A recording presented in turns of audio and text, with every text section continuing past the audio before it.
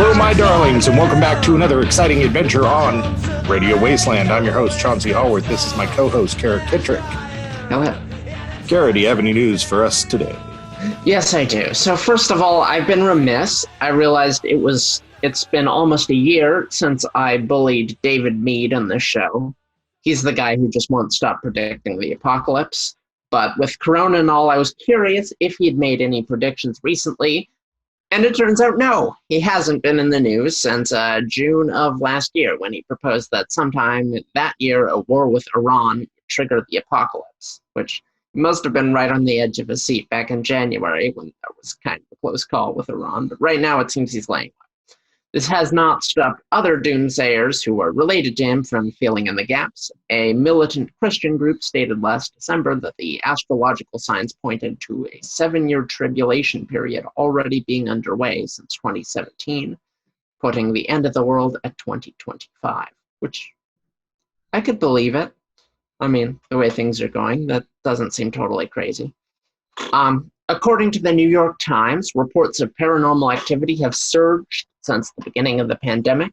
Reporters talked to paranormal investigator John E.L. Tenney, who has been receiving roughly double the volume of ghost reports from the public since 2020. He chalks this increase up to people being at home more, and so noticing the strange sounds houses make, them being at home more, and thereby noticing the ghosts that have always been there, or just plain being in a hyper-vigilant and anxious state.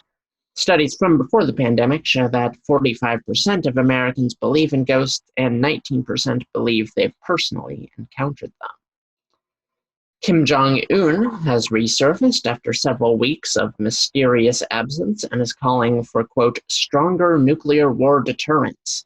It's unclear exactly what he meant, but he added that, quote, critical measures were being taken to increase North Korea's firepower. This was punctuated with the promotion of 2 individuals who have experience with artillery and missile technology to high positions in the military. Oh, joy. Last of all, it's William Pullen's birthday. He's a UFO guy. He's been on a bunch of times. Happy birthday, William. And back to you, Chauncey. All right. David Mead, okay, so this opens a lot of questions. Like, he missed this one. Right, exactly. So does that mean that this one is the one? Because the other ones weren't the one, and he said that was... You're right. You get where I'm going? You're saying if he's just like, if he's predicting the apocalypse, then nothing's going to happen. But if he's not, then... so he's just exactly reversed. Yeah, it's like Puxatawny Phil. Are you familiar with Puxatawny Phil? Yes. Okay. He's got a bad track record. Basically, right. Statistically, if he says it's going to be a long winter, statistically from our history, that means that it's going to be a short winter. His track record is actually worse than chance, is what you're saying. Right, yes. And so... David Mead, it's possible the same thing could be going on with him. He's like the Puxatawny Phil of apocalypse, That's a sentence. That is very concerning. It's interesting. Most, of the sort of apocalypse set are basically evangelical Christians. That's where most of these predictions are coming from. And in the U.S., at least, evangelical Christians love Trump, who have been downplaying the pandemic since the beginning. So there have actually been very few apocalypse predictions from that particular crowd. They've mostly been silent because, they because it's obviously going to be a Democrat's fault when the apocalypse. Right, exactly. I don't know if they love him. Do they love him, or do they just sort of tolerate him because he's evangelical Christians? Yeah. No, they're actually overwhelmingly quite positive on Trump. Right. It's interesting because I thought it was sort of different. I thought it was sort of the Ted Cruz Republicans and then the Trump Republicans, and they're just sort of grudgingly supporting him. Right. And I think it was that way at one point, but now that Trump is the president, they're exceedingly enthusiastic about him. Nice. And I think a lot of his base was evangelical to begin with. Yeah. Well, I find a lot of this stuff really kind of weird with Christians. I don't have a huge understanding of Christianity, and I am by no means coming down on every Christian. I've known a lot in my life that were perfectly loving, accepting, non-apocalyptic people.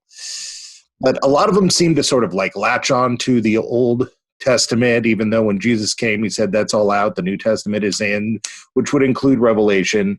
And then in the next part of what you said, militant, Christian, and astrological all were in one sentence, and like, right. It's well, David Mead is a Nibiru guy. Like, he's been saying from the beginning that the end of the world would be caused by Nibiru. It seems like he's kind of branching out a little bit, but so does he believe in the Anunnaki and Christ? That's unclear. He hasn't really addressed that. I imagine that he just doesn't think that the Anunnaki are gods or whatever. Right. Maybe they're space aliens, but it seems like from what he said, he just sort of believes that there's a planet. Okay, well, I think we've learned may not be inhabited. One thing here. We have learned one thing here, and that is that we probably should do an entire show on David Mead so that we can better understand what exactly is going on with this guy. I mean, we need to have him on. We just need to urge him not to listen to any previous shows. I don't think that'd be a problem. So, yeah. That he doesn't know how much we've made fun of him. Yeah, no, I don't know. I don't mind giving a platform to people who are out there, but I don't want to give platform to fear mongering. I'm over that. That is true. This guy is. There's only so many times you can predict the end of the world, unless it's like Terminator and he actually saved it all these times and goes unnoticed for his, actions that he did to save us from the apocalypse that he predicted. Yeah. All right, and then a paranormal surge. That makes sense. My initial thought was that people are just terrified. People are scared, and a lot of them are more scared than they're letting on. Mm-hmm.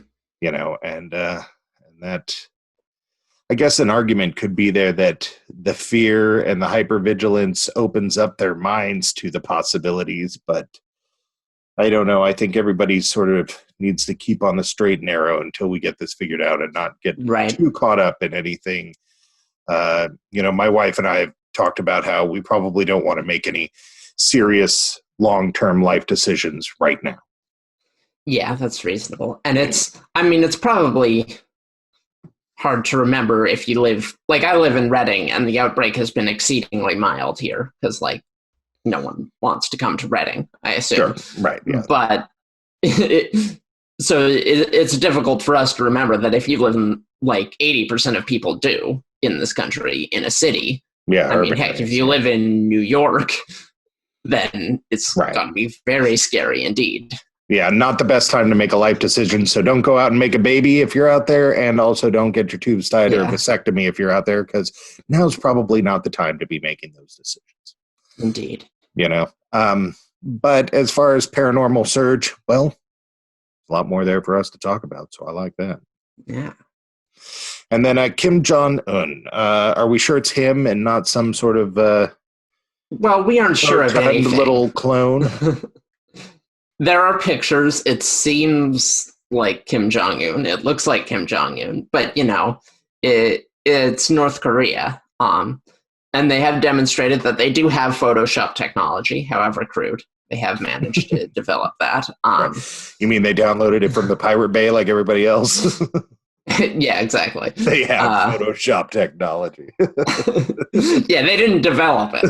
Let me be clear on that. Their scientists are years away from developing their own Photoshop technology. But they hacked their kids' Creative Cloud account. Not that I did that, but yeah, I have some sympathy for North Korea just because, like, I understand why they want a deterrence, because if you're a country that doesn't participate in the global economy and you have a lot of natural resources like they do, your odds of getting invaded by the US are, like, historically 50-50. But also they're terrible.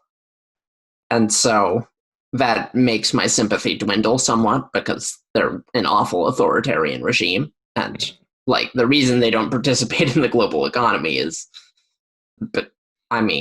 not because they don't want to be puppets of the West or whatever, but because they don't want to have to give up some of their absolute stranglehold over the lives of their people. So right. It doesn't seem great.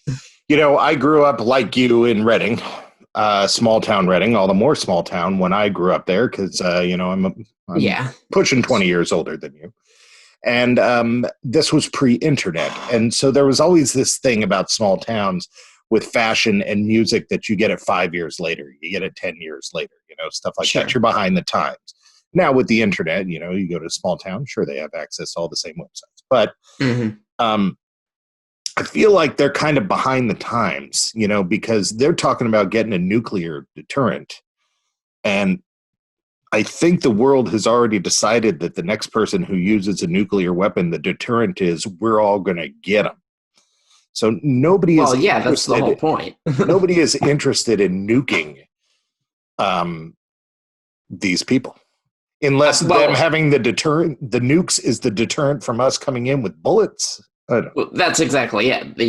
What do you think would happen if Russia landed troops on our shores and tried to take our towns?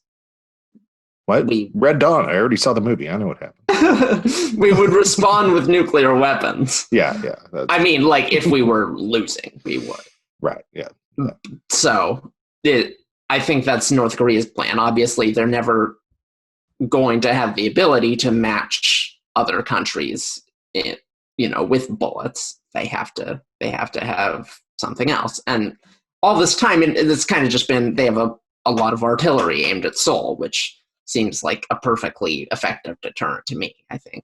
Right. That's kind of what they've been getting by on, because it doesn't seem like maybe they have nuclear weapons, but it doesn't seem like their capabilities are that advanced yet.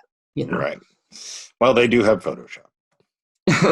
So, it's not so bad. And then finally, it is William Pullen's birthday, and we love William Pullen, and we're going to have him on the show here again. I wonder if he's making it or made it to, in fact, this situation has me so lost. I don't even know if the Roswell festival happened or when it's happening. I'm totally lost. I'm pretty sure today's Monday, but that's about where I'm at. Let's see, it's the 25th. Yeah. Okay, so, as long as I got a clock in front of me, I can see. Thank God our computers know what day it is. Yeah. Right? If all the computers in all the world just decided, okay, we're going to lie to the humans and tell them it's September, I think we would all just gratefully accept that. We'd just be like, oh, okay, how the time flies. Right, and then is Roswell an acceptable place for one to go? It's like... Yeah, I don't know. I don't think people are supposed to be going to festivals. Right now in Reading, small gatherings are permitted, and as long as you're wearing a mask and are keeping distance, which makes for a kind of lame small gathering. Here's what I'm getting at. It's as far as large gatherings and a bunch of people in the same place, don't you feel that maybe a Star Trek convention might be the safest place to go? Because it's a bunch of people who've been sheltering in place for a decade already. And then... Granted, but you have to consider the fact that they've been isolating doesn't necessarily, you might not get corona, but you'll get other diseases from the novel bacteria that have been living on their skin for 10 years. Or at least end up being a social pariah.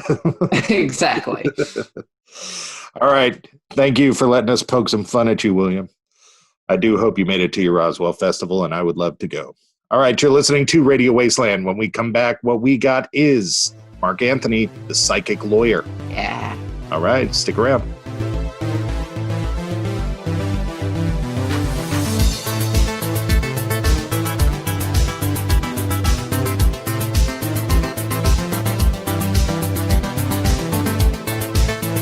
All right, welcome back to Radio Wasteland and our guest, Mark Anthony, the psychic lawyer. Great title. Mark, how are you doing today? I am doing just great. I really appreciate you having me on the show today. Are you going stir crazy? Got cabin fever? Well, I'm fortunate because I live on the Barrier Island on East Coast Florida, so I can take a walk on the beach every morning. And so, here we're fairly isolated. Mm-hmm. But I'm used to being on tour 20 weeks a year. That means I'm on airplanes 40 times at least.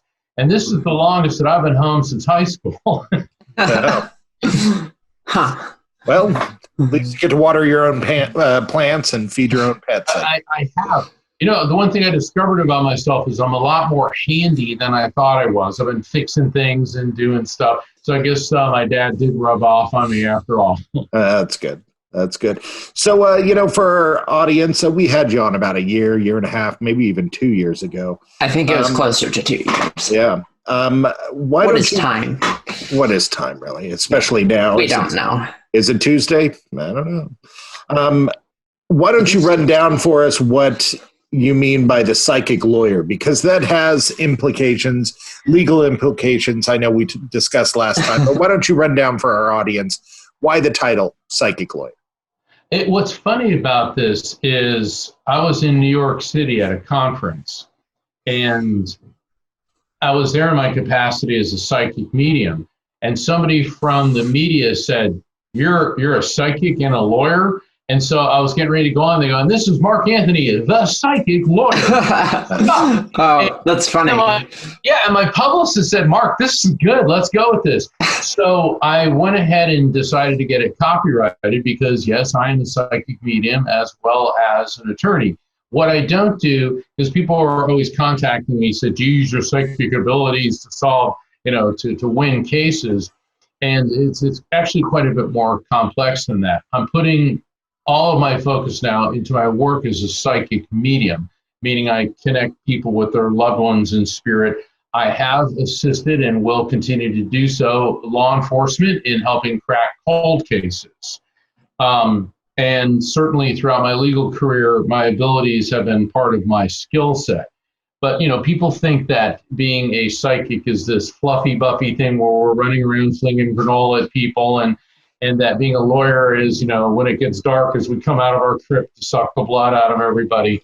And we have to realize that psychics, we're people, all right? And we have the same foibles and ups and downs as everybody else. It's just that we have insights and abilities that may be a little bit different. And for the most part, most attorneys are actually pretty decent people. Now, there certainly are the rotten apples in that barrel, but my job in both capacities is to help people, and also to do that through the utilization of evidence.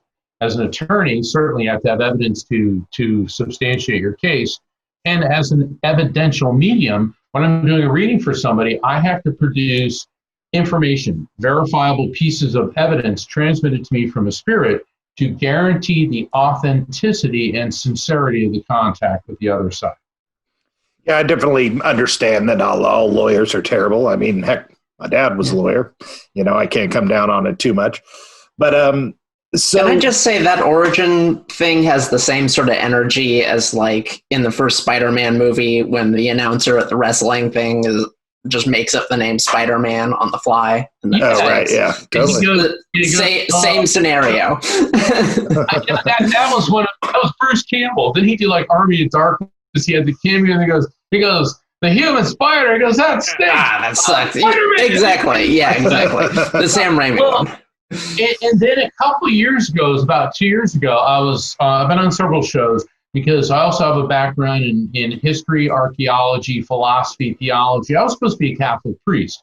I was raised in a Catholic family, although my parents were both mediums. They had these abilities. And it's not unusual for a medium to be drawn toward a spiritual life. But I decided for various reasons that was too constricting and filled with rules. So I ended up in law. Anyway, but I was on a program and I was discussing archaeology and history. And I also had started the Psychic Explorer Tours because I've been in mystical and spiritual sites around the world. That's what I do. And I'd taken a group of people into the Yucatan to study Mayan spirituality. And a media outlet said, wow, this is Mark Anthony, the psychic Indiana Jones. And, I've been called a lot of things, but that's the one I really liked. I mean, I thought that Unfortunately, you can't trademark that one. Yeah. That one I didn't have a problem with. But that's been a big focus of my work is to explore mysticism, spirituality, paranormal phenomenon around the world. And I think that it's important that we see where we've come from, in a spiritual sense, where we are and how we can apply the scientific method to objectively observing and understanding this, so that nothing is hocus pocus. I mean, both of you, I know that you have backgrounds, certainly very, very extensive, incredible backgrounds in paranormal research and phenomenon. And there is a logical explanation for everything. And sometimes that logical explanation involves things beyond our five physical senses. So, I think it's important for us to bring an element of credibility to this field. Do you feel that mutual exclusivity that seems to have gone on between science on one side and religion and mysticism on the other side is starting to close a little bit? The gap is starting to close? Most definitely. And that's been the crux of my work in both my books, Never Letting Go, and even more so in Evidence of Eternity. But what I've seen, and I've been a speaker at Brown, Columbia, Harvard, and Yale. So when you start having Ivy League universities inviting a psychic medium to speak, plus I've been a keynote speaker at the International Association of Near-Death Studies and at other afterlife research institutes, and I'm working with IONS, the Institute of Noetic Sciences, as well. And what I'm finding now is not just survival of consciousness studies, like, Dr. Raymond Moody and the NDE, near-death experience studies, and they're extremely credible scientists. But what we're now finding, Chauncey, is that quantum physicists are now drawing a connection between spirituality and the afterlife. In fact, Dr. Michio Kaku, one of the co-founders of string theory, said that eternal life does not violate the laws of physics. And I think that the traditional scientific hostility, if you will, towards spirituality came out of Newtonian reductionist materialism. And so, Sir Isaac Newton, a great guy. In fact, when the plague of 1665 was sweeping through England, Newton, being a genius, knew to quarantine himself. And so while in quarantine, he invented calculus, he developed the laws of gravity, and refined the laws of optics. So he used his time in social distancing and social isolation very well. But the problem with Newton is that he was also a victim of the technology of his time. So he believed that everything could be reduced to essentially the molecular level, and that was it. Basically, the molecular world was just a miniaturized version of ours. Right. Bouncing billiards, basically. Exactly. And so then over the next roughly two centuries, the Newtonians said that the supernatural doesn't exist, the afterlife doesn't exist. The only things that exist are what can be observed. And then with the dawn of the 20th century came the quantum physicists, Einstein, Max Planck, Louis de Broglie, Heisenberg, Feynman. And so with the advent of quantum physics, we now see that things exist beyond the neutron, proton, electron level, and that on its most basic level, everything is the same form of electromagnetic energy, but as Einstein explained, that energy vibrates at different frequencies. And so that's why we vibrate at a different frequency than the desk I'm sitting before or the camera that I'm talking to. But then on a subatomic level, everything is energy. And that energy is neither created nor destroyed, only transferred from one form to another. So that when we die, the electromagnetic field in our brain, which is our soul, doesn't die with the body. It simply transfers to another frequency. And so now in the 21st century, quantum physicists from Moscow to Tokyo, all over the world, are starting to say, eternal life certainly is provable at some point. So, this mutual exclusivity that we're talking about, it comes from both sides, so is one side holding out more than the other? There seems to be a lot of religion opposed to science. Oh, sure. And there seems to be a lot of science opposed to religion. Is there one Is there one side that's the standout? I think they both have a lot of problems. I mean, constantly on Facebook, social media, people are telling me I'm doing the work of Satan, I'm evil. These are familiar, blah, blah, blah. I've been hearing this stuff for years. And it's because these people have entrenched their belief system in the Bronze Age, which is the Old Testament, and the Iron Age, which is the New Testament. And with all due respect to the spiritual teachers, even Billy Graham said that the Bible has to be interpreted in light of the context within which it was written. In other words, Bronze and Iron Age. And people will start slinging quotes from the Bible. Yeah, but it also, they say mediums are not of God. But then it also says that if your neighbor works on the Sabbath, he shall be put to death. And that if your daughter is menstruating and walks into a temple, she should be put to death. And that it is an abomination to eat cloven foot animals. So I wonder how many of these quote unquote religious fanatics are scarfing down a big pile of pork and bacon and all that while they're casting judgment. And the thing is, there are other passages within the Bible in support of spirit communication and mediumship. So what you're getting is people that are low on the philosophical curve and take a literalist view of a document that's been translated thousands of times through dozens of different languages. But then you're getting the more modern spiritualists who see that there's no conflict between spirit communication and science. And so I think that we are now beginning to erode these entrenched religions, but they're not going anywhere anytime soon. And on the other side of the coin, you have the diehard scientists. I mean, I read an article on BBC that said the truth about the paranormal is that the people that make it up because they can't handle the fact that the universe is random and that we die. And I'm like, wow. I read that too. That's the first time I've ever been disappointed by BBC. Right. Earlier. Okay, I mean, Doctor Who season 10, like, there are other disappointments on BBC. Let's be real here. Well, they canceled Downton Abbey. No. Yeah, they're not always perfect. They're human too.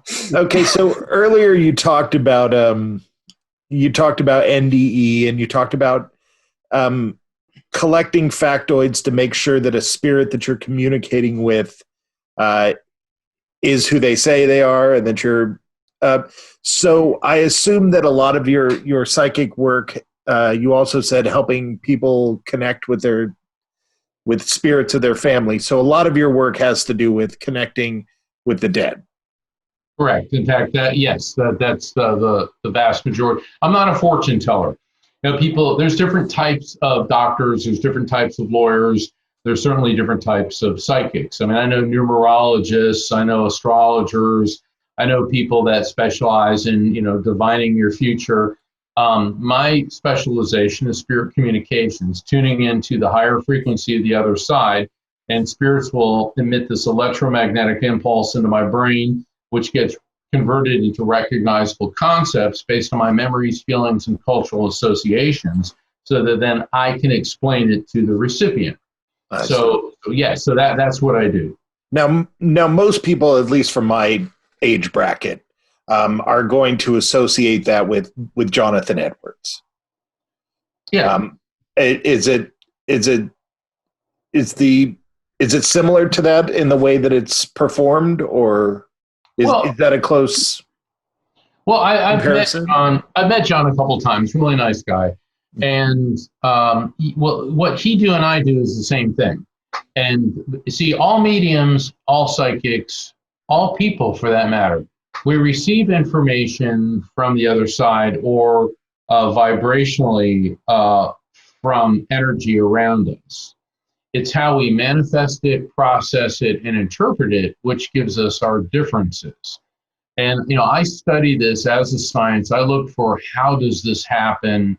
Why is this happening? And then realizing that when a piece of information comes through, you've got to be very careful about immediately jumping to a conclusion about something.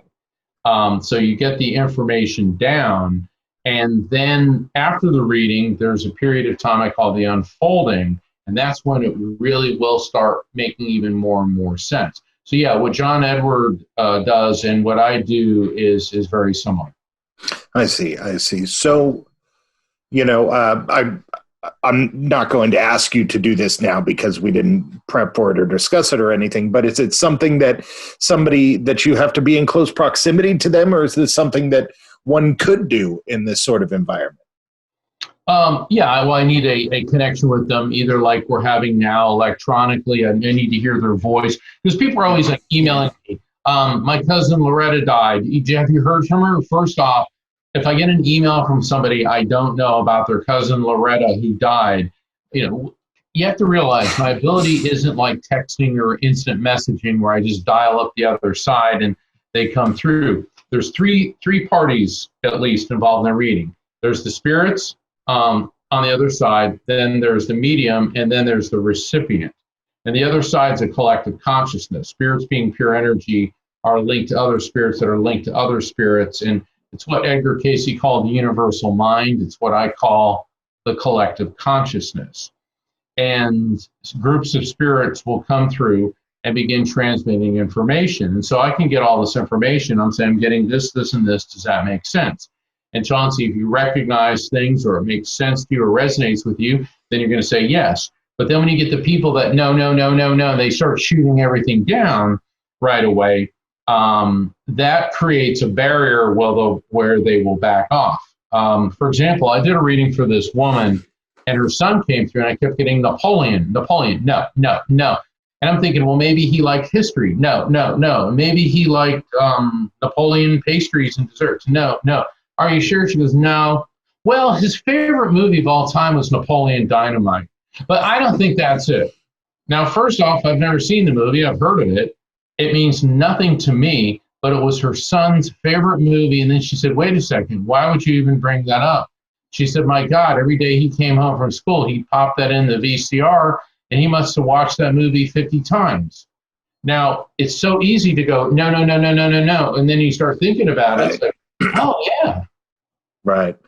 Every time a topic like this comes up, I always ask, is there some degree of a culture associated with the other side, or is it just like a whisper or a memory or a something on a loop?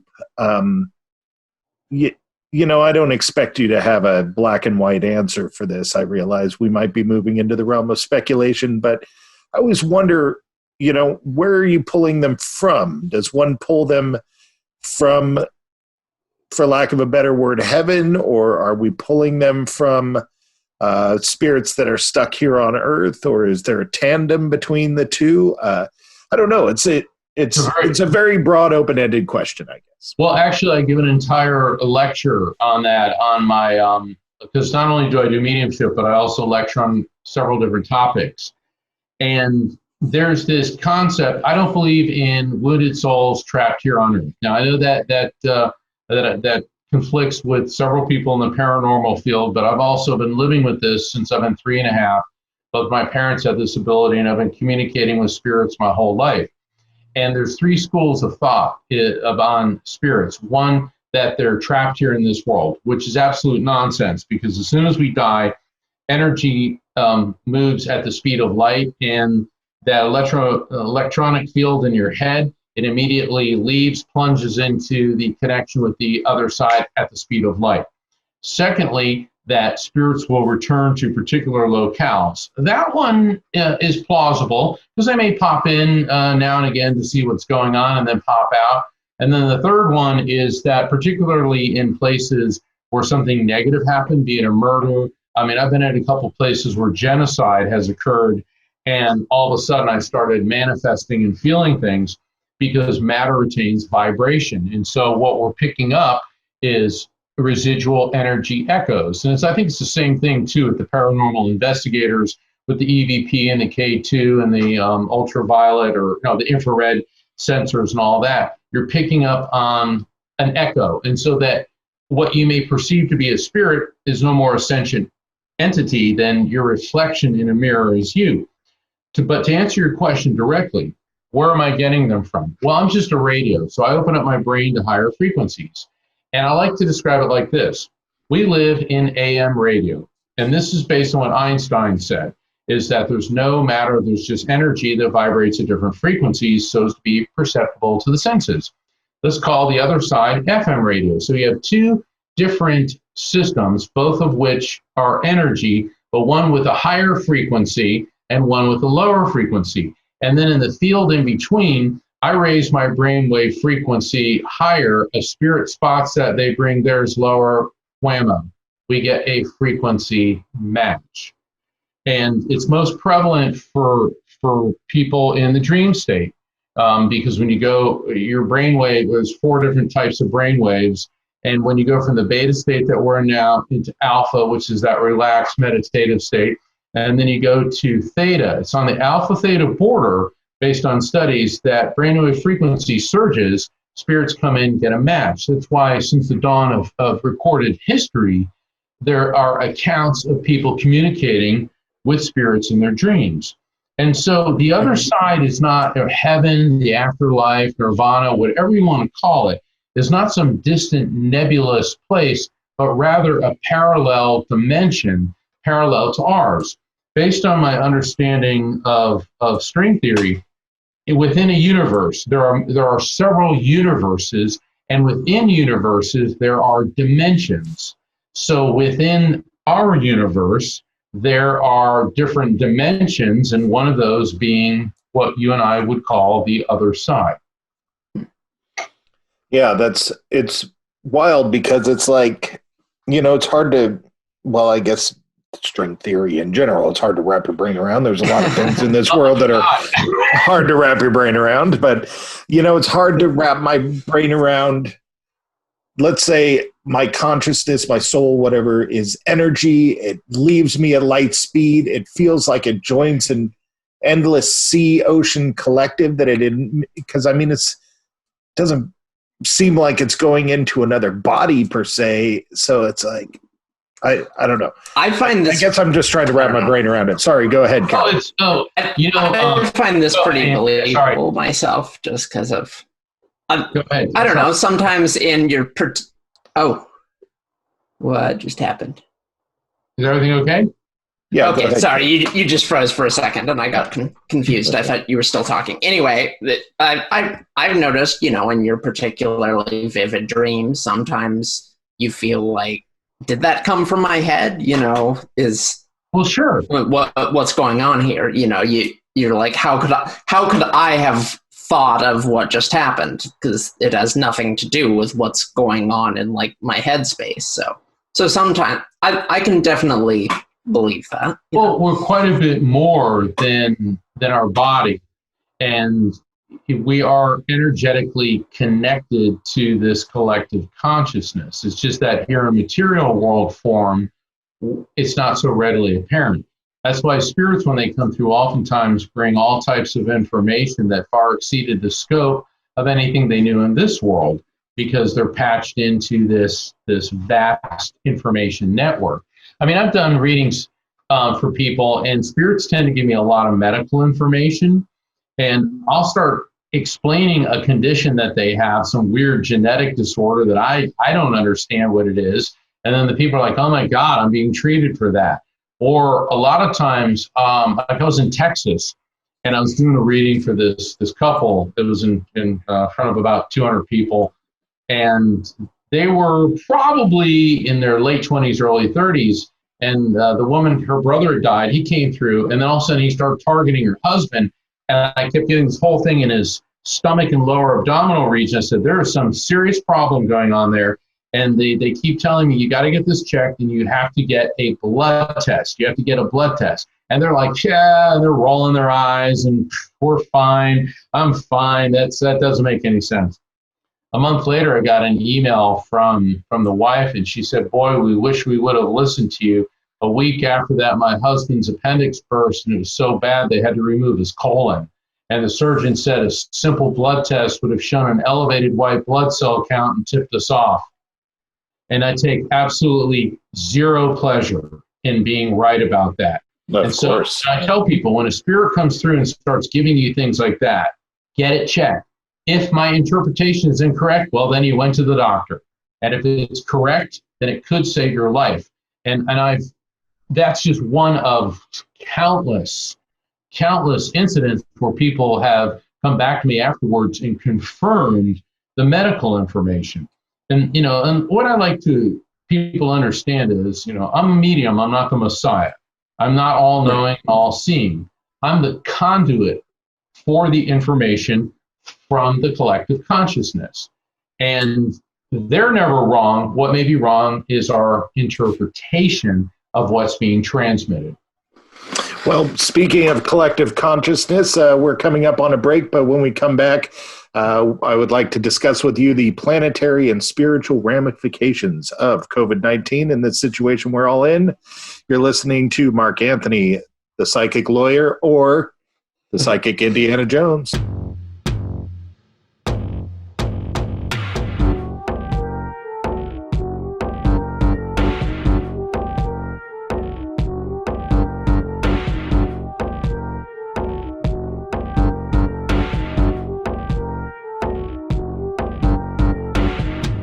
All right, welcome back to Radio Wasteland and our guest, Mark Anthony, the psychic lawyer or the psychic explorer. And we are about to talk about, the title I've been given is Planetary and Spiritual Ramifications of COVID-19.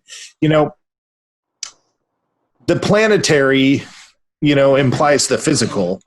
Where are you going with this? I assume this has to do with the blow to our collective consciousness. It does, without a doubt, that this is horrible. And every generation has its crisis or has its war. And in a sense, this is a war. And I know a lot of politicians have been depicting it as such. And honestly, I hope this is the war and not a nuclear one. And as horrible as this is, and it is taking a heavy toll worldwide on lives, at least we're not sitting here waiting for nuclear fallout to hit. But in the physical sense, yes, it is killing people. It is wrecking economies worldwide. But the thing about what history's taught us is that all bad times eventually come to an end. There have been pandemics since the dawn of recorded history. There have always been economic downturns, and they've all eventually ended. But what we saw on the last Earth Day, back on April 22nd of 2020, was the cleanest Earth Day on record.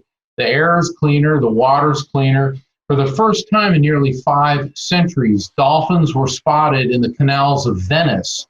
Venice is, I've been to Venice, it's an amazing city, but its canals are notoriously filthy and polluted, and they're clean. Dolphins are swimming through them. The people of Mumbai, India, one of the most heavily industrialized cities in the world, can actually see the mountain range. People in New York City are telling me how quiet it is, even though there's it's been the epicenter of COVID-19 in the U.S. So the air, water's cleaner. Animals are returning to areas in national parks, state parks, where they haven't been seen for over a century. So what is being presented to us on a planetary scale is a lesson that we actually can do something about our environment and about global problems. And why do I say that? Because it is unprecedented now that doctors, medical experts, and scientists all over the world are not only working on a vaccine and on treatments for COVID, but they're sharing each other's information. At this point in time, there's over 100, I think it's like 102 different vaccines being tested. Generally, scientists have been used to figure out ways to hurt each other, okay? Develop a technology that can help us conquer or colonize another country. But for the very first time, our planet's brain trust is being put to use for a singular purpose. And, I do believe in God, not necessarily the narcissistic white guy sitting on a throne swinging a scepter around and smiting people, but in a greater collective consciousness sense. The greatest gift we've been given is the gray matter inside of our head. And it's now we're using it. So eventually, this vaccine, this cure, this treatment will be created by the brain trust of planet Earth, but it may not have to stop there, nor should it stop there. And this is what the lesson is. We can cure cancer. We can cure pollution. We can create cleaner forms of energy. We can take our technology to figure out how to make the use of fossil fuels cleaner. We can use this advanced technology, this brain trust, to solve food production problems, to basically use the God-given intelligence that we have been gifted by the divine power we call God to actually save this planet and save ourselves from our own destructive patterns of behavior. And this is unprecedented in human history. This is being handed to us. The problem is humans tend not to listen to lessons. And the problem with lessons is that they are repeated until they are learned. I'm just hoping that we can realize that we can work as a global community. The other thing this disease, this coronavirus has taught us, we really are one human family. And unlike human beings, this disease doesn't discriminate. It doesn't discriminate on the basis of age or sex, ethnicity, religious belief, anything. It will kill anybody and everybody. We don't have an immunity or a defense to it. And so, when we get back to talk about quantum physics, how we're all interconnected in the energetic sense, we're now seeing that we're all connected as a human family because we are all equally at risk from the COVID disease. And the fascinating thing about this is when I say that we can all work together, this doesn't mean that we're all going to join hands and sing Kumbaya and that the nation state system is going to completely fade away. There should be a France, there should be a Bhutan, there should be a Thailand, there should be an Ecuador, but we shouldn't have to be worrying about killing each other. We should have our own ethnicity, our creed, our nation state status, but stop fighting each other and instead let our scientists share information to solve the planet's problems. And I think that this is a realistic possibility if we allow it. So from what you're saying, the global consciousness, fourth dimensional consciousness is like a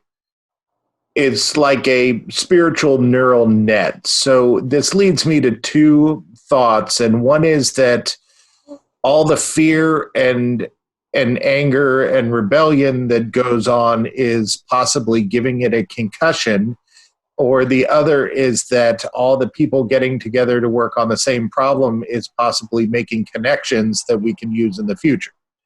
Correct. Is there a concern there that we're going one way or the other? My concern is we're going to revert back once the threat is gone. It's like look at world. The only thing that unifies people is an external threat. I mean, in World War II, you had the British Empire, capitalist United States, and communist Russia banding together. Why? Because they had a perceived and very realistic threat with fascist Italy, Nazi Germany, and fascist Japan. And then once that threat subsided, what happened? Then former allies became entrenched on other sides of the Iron Curtain. And I'm afraid that once the threat subsides, we're going to go back to our own old miserable ways of us versus they syndrome. I mean, we're still seeing terrorist activity in the Middle East, although Middle Eastern countries apparently have been hit extremely hard by the coronavirus. And basically, this is a shockwave. It's kind of like, and bear with me when I say this, George Lucas had a near-death experience when he was 16. He was in a car accident. He was dead, pronounced DOA at the hospital. For all intents and purposes, seemed to be dead for about 20 minutes, and he came back to life. So then within maybe like 6 or 7 years, he had a draft of Star Wars. And what's the whole thing about the Force? It's the interconnectedness of everyone and everything. That's what the Force is. Well, for people who have NDEs like myself, like George Lucas, when you come out of it, you realize that everyone and everything is interconnected. And I think that's because we leave our corporeal container, our body, and we revert to a purely energetic state. And so we have that quantum awareness that everything's interconnected. So it's kind of like in the first Star Wars movie when I guess it was the Death Star destroys the planet of Alderaan, and Obi-Wan Kenobi says, there's a great disruption in the force. That's what's happening with COVID. There is a great disruption in our force, the force of planet Earth. And while it's terrible, that disruption could very easily be several thermonuclear devices being detonated. And the problem with that is we're not going to survive that one. And who does? The people who do are really going to kind of wish they didn't. So we're being given a chance here. And this is what I'm getting from this and other mediums and psychics that I've talked to. This is what we're feeling. It's a great disruption in the force. The problem is, and I'm not going to name any names, but too many countries are ruled by narcissistic, power-hungry, it's all about me and my self-image type of people. And way to take a swing at the president of Kazakhstan. I mean, come on now. I'm just kidding. All right, so Vladimir Putin, all right? Vladimir Putin, yes. That is acceptable. But the thing is, that's the problem. You know, for every Gandhi, there's 500 Julius Caesars. You know? Right. That's the problem. That is true, because fear is a great motivator, but it's not necessarily a great motivator for doing something great. No, but for the time being, you know, scientists like exchanging information. They like trading information. I mean, if you know, we talk about historical what ifs and timelines, and we touched upon World War II. People always say, what if you could go back in time and you could see baby Hitler? Would you kill baby Hitler? Okay, that's one of those rhetorical questions. Sure. So let's say that you did, all right? Let's say that you had the wherewithal to murder a baby, all right? So you kill baby Hitler. All right, so what if baby Hitler is killed and another militant form of a fascist government seizes control of Germany, but one that doesn't persecute people of the Jewish faith, and instead all the Jewish quantum physicists stay in Germany, like Albert Einstein and Heisenberg and all these other geniuses. So then between their V2 rocket technology and they develop the atomic bomb, let's say 1939, 1940, I think the outcome would have been by far worse than what did happen, which was horrific under any form of scrutiny. But can you imagine if some other type of militaristic, hyper-aggressive Nazi government got hold of atomic bombs? You think London would exist? Certainly Right. Russia would have been blasted. You know, so our wake-up call is being presented in the form of the coronavirus as opposed to a nuclear radioactive isotope. Right. So, you know, is there, I don't know what, so in tapping into this, so when you tap in, is it the spirit that's tapping into the consciousness, or is it you? Like, would you be able to have some idea of what the overall morale of the planet is, or Of something? what? The morale of the planet. Of the morale of the planet. Yeah.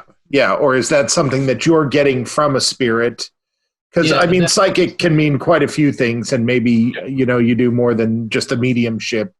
So I'm not really sure what I'm asking here, you know, but. What I do, and sometimes it'll come to me when I'm not thinking about it, and that's generally when you get your most brilliant ideas, I think, is when you're not trying. It's like, you know, when you try too hard. Sure. It's like spirit communication. If you try too hard, it never happens. I call it a passive assertive approach. Passive in that you're taking the angst out of it. Assertive in that you're inviting as opposed to being aggressive. But when I meditate and I connect and I clear myself and I just let messages come through, that's what I've been getting. Is that this is our wake-up call. Because we're at the point where we have developed the technology, the military technology, to kill every living thing on the planet's surface. And so, the dinosaurs came and went, and now it's the time of the mammals, and, it'll be the time of the insects by the time, we're done with the nuclear war. And call me a relentless optimist, but I tend to think there is hope for humanity. I know that there's, for every Gandhi, there's 500 Caesars, but I just have a feeling that on some level we're going to make it past this very dangerous phase in our history, but it will not be without loss. And perhaps the COVID-19 pandemic is throwing the world order a curveball. Now, there's a lot of people thinking that this is some type of conspiracy. And, that the Chinese developed 5G technology, which is the fifth generation in cell phone technology, that the virus has nothing to do with it, but it's actually a vibrational energy shift, And I'm the guy that's talking about quantum energy and all that. And it's an interesting theory, but the scientists have pretty much shot that one down. One of my favorites is Bill Gates did it. Okay. Yeah. I've definitely been hearing that one. Well, where that comes from. And see, for a conspiracy theory to happen, it has to start somewhere. And now with social media, you put a particularly Facebook video up, and then you name a few celebrities, and you get the buzz going. But the thing is, in 2015, Bill Gates presented a TED Talk on how we are not ready for a pandemic. And you can say, well, he's trying to control of healthcare. Yeah, except Bill and Melinda Gates Foundation spends $3 billion per year on healthcare in the third world, and they've given $100 million of their own fortune to help combat COVID-19 in the United States. Then there's George Soros did it. Now, this is the fun one that he actually owns one of the biological weapons labs in Wuhan province in China, and that he's unleashed it on the U.S. so that Donald Trump will lose the election. That certainly would make a good movie, I think. Right. But there is apparently no economic link between George Soros and the Wuhan facility. And why would the Chinese infect their own people and crash their economy? Yes, you could say, well, they want to crash our economy, but they make more money off us than anyone else. So if we're not buying their stuff, they're not making money. And then there was a thought Russia did it. Well, they're overrun with this now. Crashing the world economy does not seem to be a plausible objective by any of the world leaders. All right, love or hate him, Donald Trump would never do that because it would make him look bad, and that's something he can't tolerate. So I don't buy any of that. I think a lot of these are basically a form of denial. Like, a lot of times when people are advancing them, it's not in the spirit of like, I really believe this. It's sort of in this nihilistic phase of like, well, some people are saying this, and who can say for sure? It's people don't want to, as you said, it's a wake-up call, and people don't necessarily want to be woken up, and so they latch on. Right, they latch onto anything they can to. They accidentally gaslight, or they gaslight on purpose, but they're gaslighting.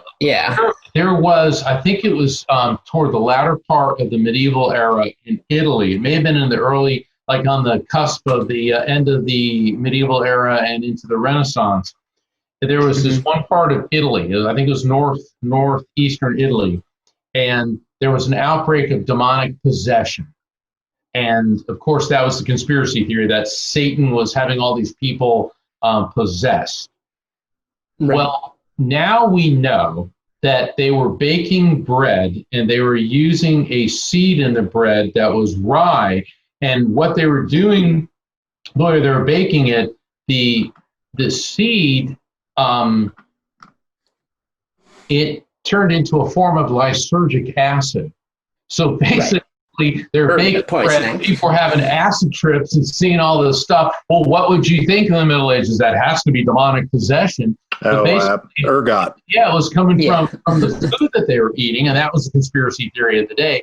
And it's just as ridiculous as these people running around and saying, when you hear Pat Robertson, this is God's wrath upon the world, Right. And it's like, because, he's entrenched in Iron and Bronze Age thinking. But I think that in a much bigger sense, this is beyond religion, beyond nation state, beyond any human construct. This is a message to humanity that we can do something about our current state. Because, I've talked to a number of astronauts, and in my life, I've been honored to. I actually had a fairly lengthy discussion with John Glenn. That was really cool. And I've also met awesome. Buzz Aldrin and Neil Armstrong, and I talked to Captain Mike Foreman, who piloted the space shuttle. That's a funny story how I met him. But I'll tell you what happened. Just throw that in there. where I live, there's this place called the Blueberry Muffin, okay? And people go there because it's a breakfast joint and they make great blueberry muffins. And I live in East Coast, Central Florida. I live about 30 miles from the Space Center. And so I'm standing there with a couple friends, and this guy walks in, and he's got the coolest NASA jacket I've ever seen. I mean, he had this awesome logo on it, and he had looked like his wife and his mother. And I'm looking at him, and he kind of looked familiar, and I go, "That's a great NASA jacket." And he goes, "Well, thanks." And I'm looking at it down. This is back when we still had a shuttle program. And I said, Right. "Did you see the shuttle? It landed yesterday." He goes, "Well, I landed it." I go, "You landed it?" I'm Captain Mike Foreman. I'm like, "God, what are you doing at the Blueberry Muffin?" He goes, "Just taking my wife and mom out to breakfast. We heard the muffins here." So we're laughing. And but when you talk to astronauts, it's really cool what they say. I said, "So what's it like?" It's like, that's something I've always been interested in my whole life.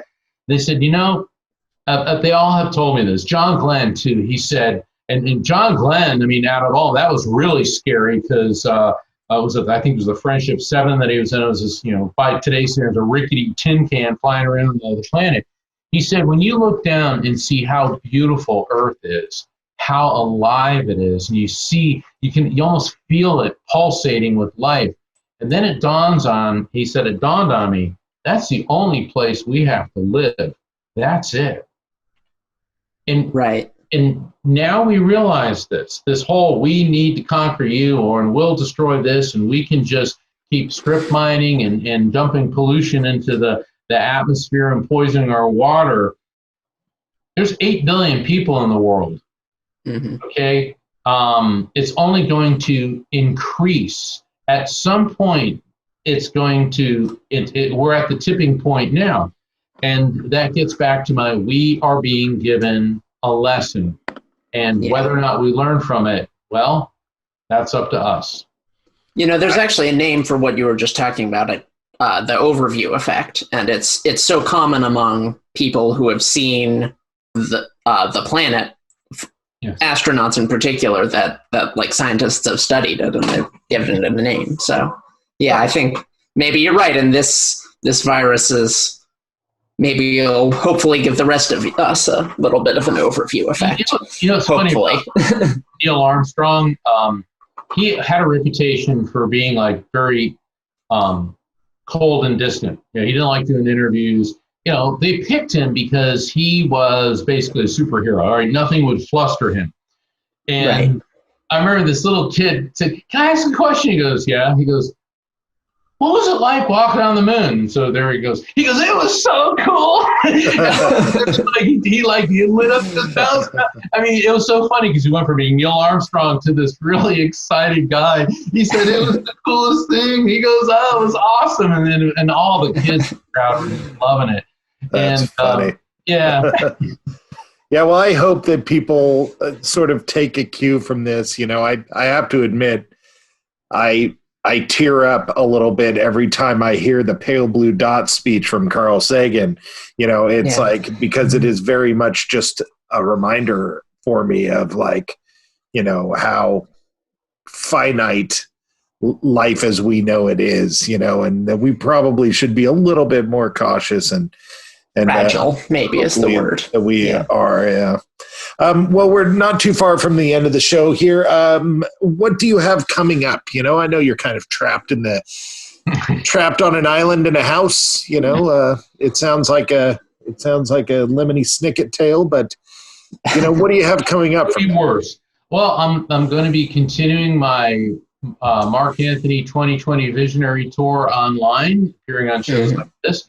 And for all the listeners of your show, if you go to my website, evidenceofeternity.com, and if you click on the phone reading, if you want to have a reading with me, and if you mention Chauncey or Cara or the name of the show, Radio Wasteland, yeah, then you will be eligible for a reduced fee session with me. And I'm making this available to your listeners, but you have to mention Chauncey or Cara or Para X in the application form, because, we all have to do our part. And, everyone's like, why do you do readings for free? It's like, well, because then I'll be living under a bridge like one of my heroes, St. Francis. Right. And I don't live under a bridge.